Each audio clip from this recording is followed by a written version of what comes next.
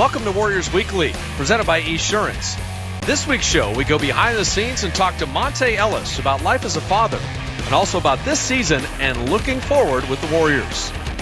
We also check in with Special Assistant and former Warrior Calbert Cheney in our Warriors Profile segment. Now for a look at some of the recent action in last week's games, here's Warriors Rewind. The Warriors beginning the last long road trip of the year in Toronto, Ontario, Canada on Easter Sunday, and they would get rolling early with Corey Maggette, highly efficient from the field, 10 of 14 shooting. He would finish with 31. Anthony Morrow gets the start in place of Monte Ellis at the off guard, and he would chip in 25, and the Warriors would race out to a 37-24 lead at the end of one, shooting 58% from the field. But in this second quarter, Toronto, fighting for their playoff lives, would go to Chris Bosh down low, and Bosh would deliver. In the third quarter, game tied at 70, and Steph Curry took over. 3 made buckets, a couple beautiful assists. The Warriors would outscore the Raptors 31-25 in the third, take the lead into the fourth quarter. In the fourth, though, Andrea Bargnani as well as Bosh could not be stopped. Jarrett Jack off the bench would kick in a couple jumpers, and the Raptors cutting the Warrior lead, which was 116 with 6:25 left, all the way down to a couple single points.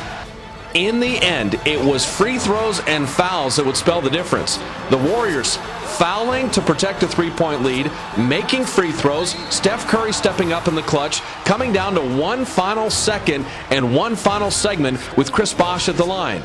He would make both free throws, making it a one-point game. Ronny Turiaf elects not to run the baseline, a key mistake as he throws it in, stolen by Sonny Weems. Turiaf blocking the shot by Bosh right at the iron, and the Warriors hold on to win 113-112. Don Nelson tying Lenny Wilkins 1,332 wins, the record tire. Warriors hold on. They've won 4 of the last 6 as they beat the Raptors, tying the record for Don Nelson behind Steph Curry with 29, Morrow with 25, and Maggette with 31.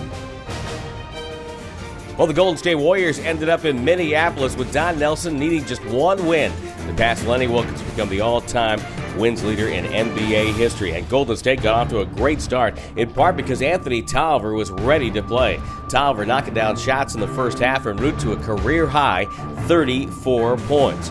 Warriors had other players playing well in half number one, including Steph Curry. Curry, looking very agile and active in half number one, would end up with 27 points, 14 assists, 8 rebounds, and 7 steals. Only the third player in NBA history ever to accomplish that, and the first NBA rookie to accomplish that feat in one game. Chris Hunter played well, hitting his first of 7 shots, ending up with 14 points. Warriors hit halftime, leading by a count of 68-57. But in the third quarter, they outscored the Timberwolves by 10, stretching their lead at one point to 27 points, but had to hang on coming down the stretch because a flurry of turnovers in the fourth quarter got Minnesota back in the game.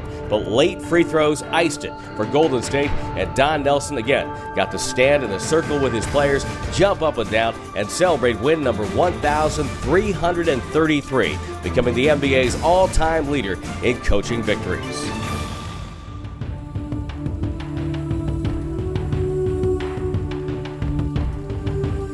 Like I've been telling our guys, that you have so much respect for the number now because wins are so hard to get. You know, when you're winning, when we won 23 games, is that when we won this year? And, you know, we fought and we fight and we scrap, and normally we don't win. So you really appreciate how hard it is to win games in the NBA. And I don't care if teams are out there winning 60 at a time. They are hard to win. I don't care how many you win, they're hard. It's better when you have difficulties and when you have to stress a little bit about it. And I think this road trip is definitely gonna stay with me, and I guarantee you it's gonna stay with each and every one of my teammates right now, and especially with him right now.